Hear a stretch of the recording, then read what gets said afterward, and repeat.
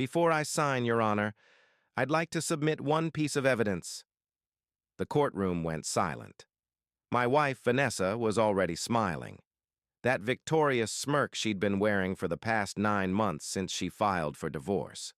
Her lawyer, a $400 an hour shark named Damian Price, had his hand extended, waiting for me to sign the final document that would end our 16-year marriage. The document that would give her the house, the cars, the savings, full custody of our 3 children, and $4,100 a month in child support for 17 years. Do the math. That's more than $836,000. I was supposed to sign. I was supposed to accept defeat.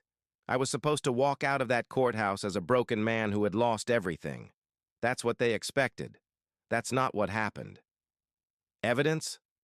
Judge Harrison Cole leaned forward, his gray eyebrows rising. Mr. Calloway, you've had months to submit evidence. This hearing is for final signatures only. I understand, Your Honor, but this evidence only came into my possession 48 hours ago, and I believe the court needs to see it before any documents are signed. Vanessa's smirk flickered just slightly, a crack in the mask. This is ridiculous, Damian Price said smoothly. Your Honor, my client has been more than patient. Mr. Calloway agreed to these terms. He can't simply... I can if the terms were based on fraud. That word landed like a bomb. Fraud. Vanessa's face went from confident to confused, to something close to fear in the span of 3 seconds. What are you talking about? She demanded. What fraud? I didn't answer her. Instead, I reached into my jacket and pulled out a manila envelope. Brown. Unremarkable. The kind you can buy at any office supply store. Inside was the truth. I walked toward the judge's bench, my footsteps echoing in the silent courtroom. My own lawyer, a tired legal aid attorney named Adrian Vega, who had advised me to just sign and move on with my life, was staring at me with his mouth open. I hadn't told him about this. I hadn't told anyone. Some secrets you keep until exactly the right moment. Your Honor, I said, this envelope contains DNA test results for all 3 of my children. Mason, age 13, Claire, age 10, and Noah, age 7. DNA tests? Judge Cole took the envelope carefully. For what purpose? To establish paternity, Your Honor. The silence that followed was so complete, I could hear Vanessa's breath catch in her throat. Paternity? Her voice was barely a whisper. What? What are you... I'm establishing, I said, that I am not the biological father of any of the 3 children you want me to pay child support for. The judge opened the envelope, read the first page, the second, the third. His face changed, hardened. He looked at Vanessa with an expression I can only describe as controlled disgust. Then he said 3 words that destroyed her. Is this true? 24 hours earlier, I was sitting in a diner just off Interstate 5, staring at the same documents the judge was now reading. The coffee in front of me had gone cold. The eggs I'd ordered sat untouched. Nothing seemed real anymore. 3 children, 16 years of marriage, my entire adult life, a lie. The private investigator sitting across from me was Russell Kane, 61 years old, face like weathered leather, eyes that had seen too much. I'm sorry, he said. I know this isn't what you were hoping to find. I wasn't hoping to find anything, I said. I was hoping you'd tell me I was paranoid, that the rumors were wrong, that my wife wasn't... I couldn't finish the sentence. The DNA tests are conclusive, Mr. Calloway. Mason, Claire, and Noah, none of them share your genetic markers. 0% probability of paternity across all 3. I looked at the documents again. Charts and graphs and scientific language that boiled down to one simple truth. The children I had raised, loved, and sacrificed for were not mine. Do you know who the fathers are? I asked. Russell reached into his briefcase and pulled out another folder. Fathers. Plural, he said quietly. Based on my investigation and a cross-reference of likely genetic matches, Mason appears to be the biological child of Travis Bennett, a personal trainer your wife was seeing in 2011. Travis Bennett. I remembered him. Vanessa had insisted on getting in shape after we got married. Personal training sessions 3 times a week. I paid for every single one. Claire's biological father is most likely Julian Cross. He was your wife's boss at the marketing firm where she worked from 2013 to 2015.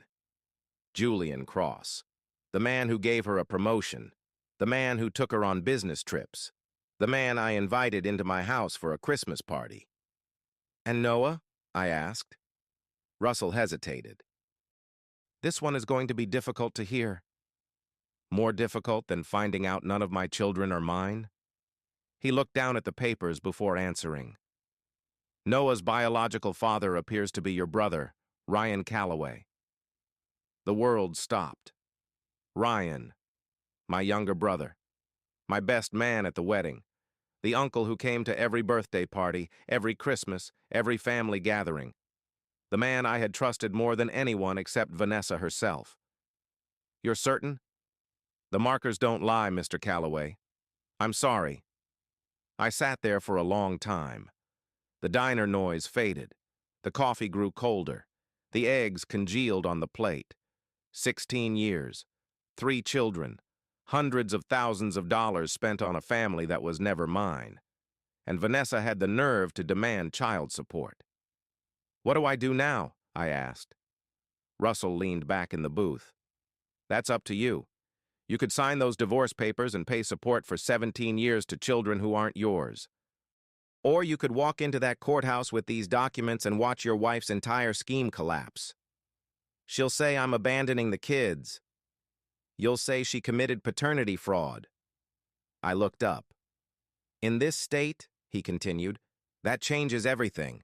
It can void the support request and open the door to criminal review. Criminal charges. Against the woman I had loved for 16 years, the mother of children who called me dad. I need to think. You have 24 hours before the final hearing, he said. Think fast. Let me tell you how I got here. My name is Grant Calloway. I'm 46 years old. I work as a warehouse logistics supervisor at a distribution center in Bakersfield, California. I make about $67,000 a year, which isn't rich, but it isn't poor either. Enough to support a family, enough to provide. At least that's what I thought I was doing. I met Vanessa Vance in 2007 at a friend's barbecue. She was 29, beautiful, with the kind of smile that made you feel like you were the only person in the room. I was 31, recently promoted, finally feeling like I had my life together. We dated for 6 months, got engaged, and got married in 2008. Mason was born in 2011. I remember holding him in the delivery room, tears streaming down my face, thinking I was the luckiest man alive. My son, my firstborn, the beginning of my legacy. Except he wasn't my son. He was Travis Bennett's son, conceived during those personal training sessions I was paying for. Claire came in 2014, my little girl. She had Vanessa's dark hair and what I thought were my green eyes. Turns out the green eyes came from Julian Cross, the boss who was sleeping with my wife while I worked overtime to cover her maternity leave. And Noah, born in 2017, the baby of the family. The one I thought would seal our bond forever. Ryan's son, my brother's son. Conceived God knows when, in God knows what bed, while I trusted both of them completely. I raised those children, changed their diapers, walked the floor at 3 in the morning when they were sick, helped with homework, coached Little League, paid for braces, school supplies, summer camps, doctor visits, everything. I loved them, still loved them. That's the thing that makes this so complicated. They think I'm their father. They call me Dad. When Noah scraped his knee last summer, he came running to me. When Claire had her first heartbreak at school, she cried on my shoulder. When Mason needed advice about a girl he liked, he asked me. None of that was fake. None of that was a lie. My love for them was real. But Vanessa's love for me, that was the lie. Had been from the beginning. The divorce came out of nowhere. Or maybe it didn't. Maybe I just wasn't paying attention. In retrospect, there were signs. The late nights at work that didn't match her schedule. The new clothes I hadn't paid for. The way she seemed more interested in her phone than in me. I thought we were just in a rough patch. 16 years of marriage, 3 kids, life gets complicated. I suggested counseling. She said she didn't need it. Then in February of this year, she sat me down in the kitchen and told me she wanted out. I'm not happy, Grant. I haven't been happy for years. We can work on it, I said. I don't want to work on it. I want a divorce. She had a lawyer already. Damian Price, recommended by her sister. Everything was prepared. The division of assets, the custody arrangement, the child support calculations. She had been planning this for months, maybe years, and she wanted everything. The house we bought together in 2010, the retirement account I'd been building since my 20s, the cars, the savings, the investments, full custody of the children with me paying $4,100 a month until the youngest turned 18. Adrian told me to fight. She's asking for too much. We can negotiate this down. Split custody, reduced support, something reasonable. But I didn't fight. I agreed to everything. People thought I was giving up, thought I was too heartbroken to battle, thought I was being noble or stupid or both. The truth was different. I agreed to everything because I knew something was wrong, had known for years on some level. I didn't want to acknowledge the way Mason didn't look like me, the way Claire had medical traits that didn't run in my family, the way Noah had certain features that looked familiar, but not in the right way. I started paying attention, started noticing things, started remembering moments that hadn't made sense at the time. And then I hired Russell Kane. I didn't tell Vanessa, didn't tell anyone. Just quietly, methodically began to investigate the woman I had married. It took 9 months. 9 months of gathering evidence while pretending to be the defeated husband who wouldn't fight back. 9 months of letting her think she had won. And now, standing in that courtroom, I was about to show her exactly how wrong she was. Judge Cole read the DNA reports twice. His face remained neutral, professionally composed, but I could see something shifting behind his eyes. The same disgust I had felt in that diner, multiplied by whatever sense of justice had led him to the bench. "Mrs. Calloway," he said, voice like ice, "do you have any response to these documents?" Vanessa was standing now, gripping the edge of the table. Her carefully maintained composure had shattered.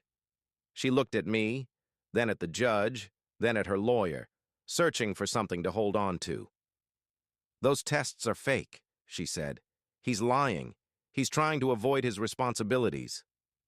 "These tests were conducted by a certified laboratory," Judge Cole said, holding up the papers.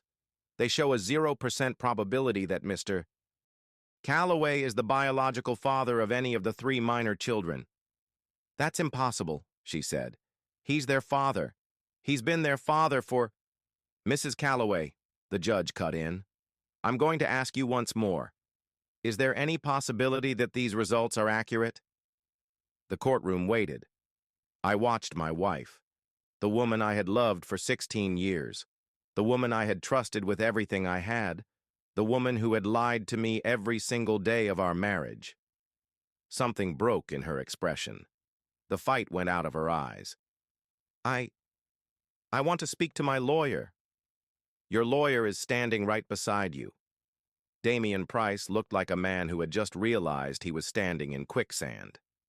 "Your Honor," he said, "I need time to review these documents with my client. This is highly irregular." "What's irregular, counselor? Is your client seeking child support for 3 children who are apparently not fathered by the respondent?"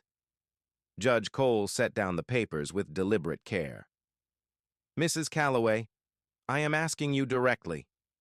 Are these children biologically related to Mr. Calloway?" Silence. Mrs. Calloway? No. The word came out as a whisper. No, they're not. The courtroom erupted, not loudly. There weren't many people there. But Adrian gasped. Damien swore under his breath. Someone in the gallery made a sound of shock. I just stood there, watching Vanessa finally tell the truth. They're not his, she continued, tears starting to fall. But he raised them. He's their father in every way that matters. They love him. He can't just abandon them because of... Because of what, Mrs. Calloway? Judge Cole asked sharply. Because you committed paternity fraud?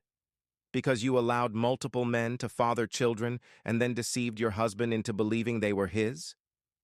I never meant for it to happen like this. How exactly did you mean for it to happen? She had no answer. The judge turned to me. His expression had shifted. Still professional, but with something beneath it now. Respect, maybe, or sympathy. Mr. Calloway, what relief are you seeking from this court? I had thought about this moment for months, rehearsed what I would say, planned exactly how I would destroy Vanessa the way she had destroyed my trust. But standing there, looking at her broken expression, thinking about Mason and Claire and Noah, I found that the words I had prepared didn't want to come out. Your Honor, I said slowly, I love those children. I still love them. What my wife did to me is unforgivable. But they're innocent. They didn't choose any of this. I understand. But legally? Legally, I'm requesting that any child support obligation be terminated. I am not their biological father. I should not be held financially responsible for children conceived through my wife's infidelity. Vanessa made a sound, half sob, half gasp. However, I continued, I would like to request visitation rights. Those children know me as their father. Ripping me completely out of their lives would hurt them more than they've already been hurt. Judge Cole studied me for a long moment. That is a remarkably measured response, Mr. Calloway, given the circumstances. I'm not interested in revenge, Your Honor. I just want to stop being lied to. And I want those kids to know that someone in their life actually loves them for who they are, not for what they can provide. The judge nodded slowly. Very well. Given the evidence of paternity fraud, I am setting aside the proposed divorce settlement in its entirety. This matter will be rescheduled for a full hearing where division of assets and custody arrangements can be properly determined. Then he looked at Vanessa. Mrs. Calloway, I strongly advise you to retain counsel experienced in cases involving fraud. The court will be referring this matter for review. Vanessa's face drained. Your Honor, please, she said. I can't go to jail. My children need me. You should have thought about that before deceiving the man who raised them. The gavel came down. I sat in my truck in the courthouse parking lot for an hour after it was over. Didn't move. Didn't turn on the engine. Just sat there. I had won, if you could call it that. Vanessa wasn't getting the house, wasn't getting my retirement, wasn't getting $836,000 in child support for children who weren't mine. But the children were still out there, still thinking I was their father, still waiting for someone to explain why their family had just exploded. My phone buzzed. A text from a number I didn't recognize. This is Mason. Mom's crying and won't tell us what happened. Are you coming home? Home. The house I had been pushed out of 9 months ago. The house where 3 children who weren't mine were waiting for answers. I stared at the message for a long time. Then I typed back, I'll be there in an hour. We need to talk. The drive to the house felt like driving through a dream. Streets I knew by heart. Landmarks I had passed 1,000 times. All of it strange now. Distant. What was I going to tell them? How do you explain to a 13-year-old that you're not his father? How do you tell a 10-year-old girl that her existence was built on a lie? How do you look at a 7-year-old boy and say anything at all? I didn't have answers. I just had the truth. And the truth was going to hurt everyone. Vanessa's car was in the driveway when I arrived. I parked on the street, took a breath, and walked to the door. Mason opened it before I could knock. He was tall for 13, already nearly as tall as Vanessa, with dark hair and features I now recognized as belonging to Travis Bennett, a stranger's face on a boy I had raised. "Dad?" He looked relieved. "Mom's been in her room for an hour. She won't talk to us. Claire is scared. What's going on?" "Let's go inside, buddy. I need to talk to all of you." The living room looked the same as it had when I lived there. Same couch, same family photos on the wall, birthday parties and vacations and holiday mornings, evidence of a family that had never been what it appeared to be. Claire sat on the couch, clutching a pillow. Noah was beside her, too young to understand what was happening, but old enough to feel the fear in the room. "Dad!" Noah ran to me, wrapping his arms around my legs. "Are you coming back? Mom said you're not coming back." I knelt and hugged him. This little boy, who looked like my brother, who had Ryan's chin and Ryan's eyes and none of my DNA. I loved him anyway. That was the terrible truth. I loved all three of them despite everything. "We need to have a family meeting," I said softly. "Can you guys sit on the couch with me?" They arranged themselves around me. Mason on one side, Claire on the other, Noah on my lap. Like we had done 100 times before, for movie nights and serious talks and ordinary family moments. "Is this about the divorce?" Claire asked quietly. "Are you and Mom still getting divorced?" "Yes, sweetheart. We're still getting divorced. But something else came up today. Something important I need to tell you." "What is it?" Mason asked.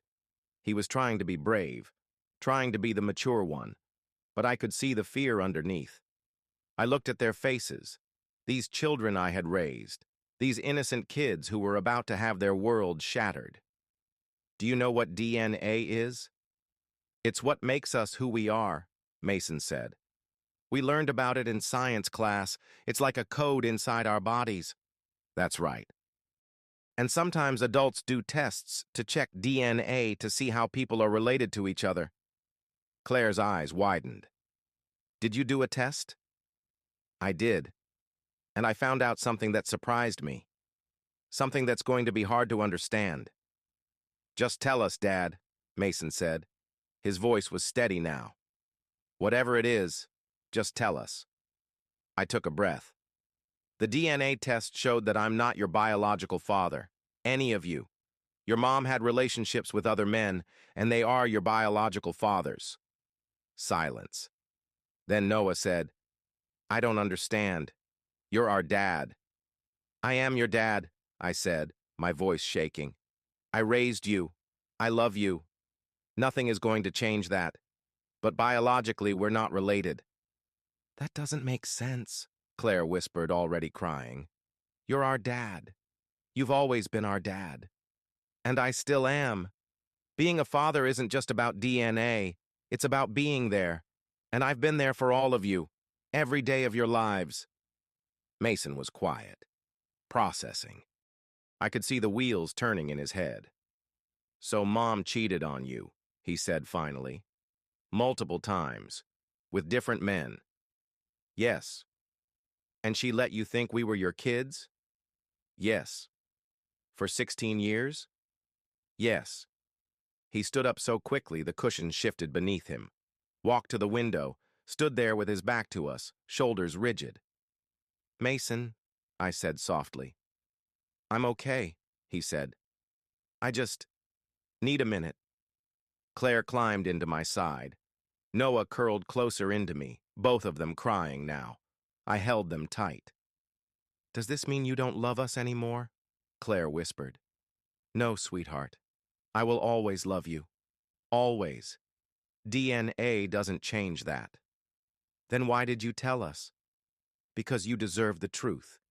Because lies are what got us into this mess. And I won't lie to you. Not ever."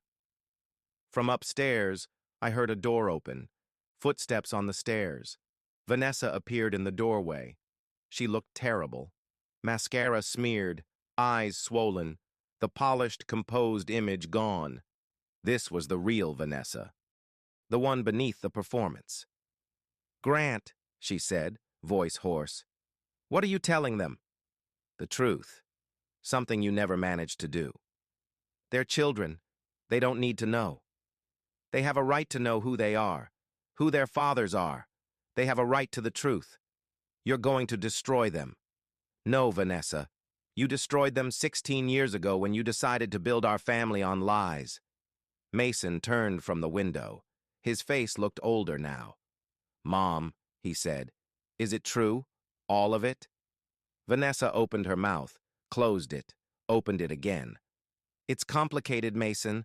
There were circumstances you don't understand. Did you cheat on Dad? Yes or no? Yes or no, Mom? Her shoulders slumped. Yes. With how many men? Mason, please. How many? 3. Over the years. Claire made a strangled sound. Noah looked from face to face, terrified. And you let Dad think we were his the whole time? Vanessa started crying again. I loved him. I loved all of you. I was scared. Scared of what? Mason snapped. Telling the truth? Do you know how much Dad sacrificed for us? He worked double shifts. He missed things. He gave up everything for this family. I know. And it wasn't even his family. Mason, I said sharply, standing. That's enough. No, it's not enough. She lied to you for 16 years. She lied to all of us. I know, I said. But yelling won't change any of it. I walked over to him. This boy. My son in every way except blood. I'm angry too, I said quietly. I have every right to be angry. But anger is like fire. It burns hot and fast, and it burns the person holding it most of all. He stared at me. Then suddenly he was hugging me. This almost grown boy holding on to me like he was 6 years old again. I don't care about DNA, he said into my shoulder. You're my dad. You've always been my dad, and you always will be. We stood there for a long moment. Then Claire and Noah joined us, little arms wrapping around us. And Vanessa stood in the doorway, crying as she watched the family she had broken choose to stay together without her. The divorce was finalized 3 months later. The terms were nothing like what Vanessa had originally demanded. No house, which I didn't want anyway. Too many memories. Retirement split fairly. No child support, obviously, and shared custody. That was the part that surprised everyone, including me. I could have walked away. The children weren't mine. I had no legal obligation, no biological connection. Every lawyer in the country would have told me I was crazy to stay involved. But those kids didn't choose any of this. They didn't ask to be born from affairs. They didn't ask for a mother who lied and a father who wasn't their biological father. They just wanted to be loved. So I stayed. Every other weekend, alternating holidays, 2 weeks every summer. The same custody arrangement I would have had if they were biologically mine, because they were mine in every way that mattered. Vanessa was charged and eventually took a plea deal involving probation, community service, and mandatory counseling. She lost her job when the story got around. Lost most of her friends, too. Part of me felt satisfied by that. The petty, vindictive part that wanted her to suffer the way I had suffered. But mostly, I just felt tired. Tired of anger. Tired of betrayal. Tired of the whole ugly mess. I moved into a small apartment across town. 2 bedrooms so the kids could have their own space when they visited. Nothing fancy, but clean and safe and mine. The first night they stayed over, Mason helped me assemble bunk beds for Claire and Noah. We worked in silence for a while, trying to follow the impossible instructions, making mistakes and fixing them. Dad, he said finally. Yeah? I looked up Travis Bennett. My biological father. I stopped tightening a bolt. And? He's a personal trainer in San Diego, owns a gym, married, 2 kids, his actual kids. Yeah. Mason was quiet for a moment. Does he know about me? I don't know. Your mom might have told him. Or maybe not. Do you think I should contact him? I set down the wrench and looked at him. That's up to you, Mason. He's your biological father. You have a right to know him if you want to. but he's also a stranger who slept with your mom while she was married to me. That's complicated. Everything is complicated now. Yeah, I said. It is. He stared at the half-built bed frame. Do you think he'd want to know me? I thought about Travis Bennett, a man who had an affair with a married woman and either didn't know or didn't care that he had fathered a child. I think, I said carefully, that some men are fathers and some men are just biology. I can't tell you which one Travis Bennett is. But I can tell you that I'll be here no matter what. If you reach out and it goes well, great. If it doesn't, I'm still your dad. Mason nodded. I'm not ready yet, he said. Maybe someday, but not yet. That's okay. There's no timeline on this stuff. We went back to building the beds. The instructions were still impossible. We made more mistakes, but we finished eventually, together. Almost 3 years have passed since that day in the courthouse. I'm 48 now, still working at the distribution center, though I got promoted last year. Still living in the same apartment, though I've made it more of a home. The kids are doing okay. Not great, not terrible. Okay. Mason is 15 now, struggling through high school and puberty like every other teenage boy. He decided not to contact Travis Bennett, said he might someday, but not now. I told him I'd support whatever he chose. Claire is 12, starting middle school this fall. She had the hardest time with everything. She went through a phase where she blamed herself, thought she was the reason the marriage fell apart. Therapy helped. Time helped more. Noah is 9, young enough that the divorce didn't shatter him the way it might have if he were older. He still calls me Dad without hesitation. Still runs to me when he's hurt or scared. Ryan, my brother, moved out of state after everything came out. Couldn't face me. Couldn't face the family. I heard he's in Portland now, working for some tech company. I haven't spoken to him since I found out about Noah. Don't plan to. Some betrayals are too deep to forgive. Vanessa remarried last spring. Some guy she met during court-ordered counseling. Ironically, a recovering addict with his own history of bad decisions. I don't know if they're happy. I don't really care. What I care about is the kids, making sure they know they're loved, making sure they grow up understanding that family isn't about blood. It's about showing up. This past Father's Day, Mason gave me a card he made himself. Handwritten, not store-bought. On the front was a drawing of our family, stick figures with labels, Dad, Mason, Claire, Noah. Inside he had written, "Thank you for choosing to be our dad when you didn't have to. Thank you for staying when you had every reason to leave. Thank you for loving us even when the truth came out. You're not our father by blood, but you're our father by everything that actually matters. We love you. Happy Father's Day." I cried for 20 minutes after reading that. Not sad tears, not angry tears, just the kind that come when you realize all the pain was worth it, that what you lost was nothing compared to what you kept. Vanessa tried to take everything from me, the house, the money, my dignity, my identity as a father. In the end, she took nothing that mattered, because what mattered was sitting across the breakfast table from me right now, arguing about who got the last waffle. What mattered was walking through the door after work and hearing, "Dad's home." What mattered was being chosen, not by biology, not by law, but by love. If you're reading this and you're going through something similar, I want you to know a few things.